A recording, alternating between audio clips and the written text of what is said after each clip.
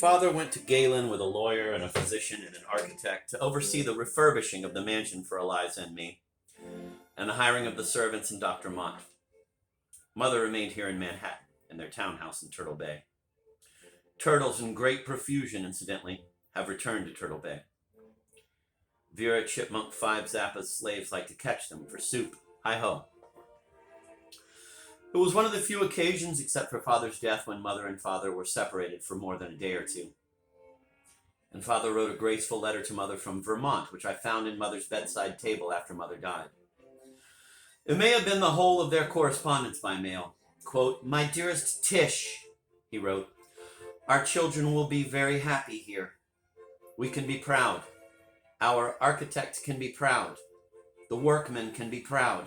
However short our children's lives may be, we will have given them the gifts of dignity and happiness. We have created a delightful asteroid for them, a little world with only one mansion on it, and otherwise covered with apple trees." Then he returned to an asteroid of his own in Turtle Bay. He and Mother thereafter, again on the advice of physicians, would visit us once a year, and always on our birthday. Their brownstone still stands, and it is still snug and weather-tight. It is there that our nearest neighbor, Vera Chipmunk 5 Zappa, now quarters her slaves. And when Eliza and Wilbur die and go to heaven at last, our Father's letter went on, we can lay them to rest among their swaying ancestors in the private family cemetery out under the apple trees. Hi-ho. As for who was already buried in that cemetery, which was separated from the mansion by a fence, they were mostly Vermont apple farmers and their mates and offspring, people of no distinction. Many of them were no doubt nearly as illiterate and ignorant as Melody and Isidore. That is to say, they were innocent great apes with limited means for doing mischief, which in my opinion as an old man is all that human beings were ever meant to be.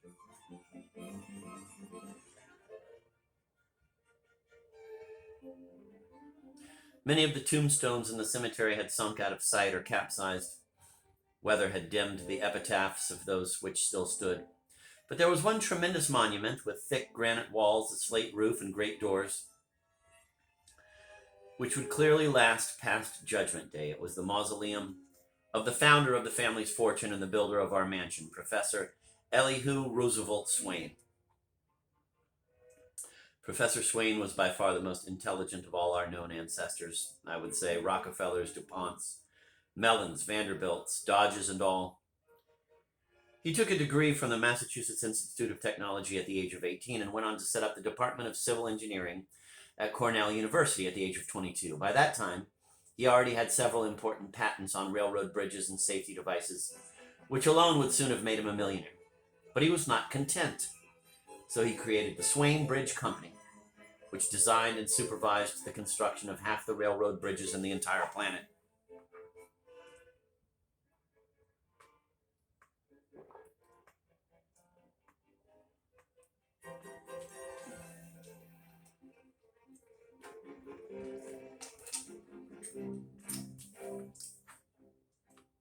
He was a citizen of the world. He spoke many languages and was the personal friend of many heads of state. But when it came time to build a palace of his own, he placed it among his ignorant ancestors' apple trees. And he was the only person who loved that barbarous pile until Eliza and I came along. We were so happy there. And Eliza and I shared a secret with Professor Swain, even though he had been dead for half a century. The servants did not know it, our parents did not know it, and the workmen who refurbished the place never suspected it, apparently, although they must have punched pipes and wires and heating ducts through all sorts of puzzling spaces. This was the secret. There was a mansion concealed within the mansion. It could be entered through trapdoors and sliding panels. It consisted of secret staircases and listening posts with peepholes and secret passageways. There were tunnels, too. It was actually possible for Eliza and me, for example, to vanish into a huge grandfather clock in the ballroom at the top of the northernmost tower, and to emerge almost a kilometer away through a trapdoor in the floor of the mausoleum of Professor Elihu Roosevelt Swain. We shared another secret with the professor, too, which we learned from going through some of his papers in the mansion. His middle name hadn't actually been Roosevelt. He had given himself that middle name in order to seem more aristocratic when he enrolled as a student at MIT.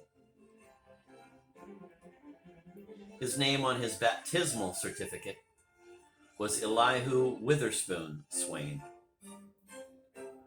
It was from his example, I suppose, that Eliza and I got the idea, eventually, of giving simply everybody new middle names.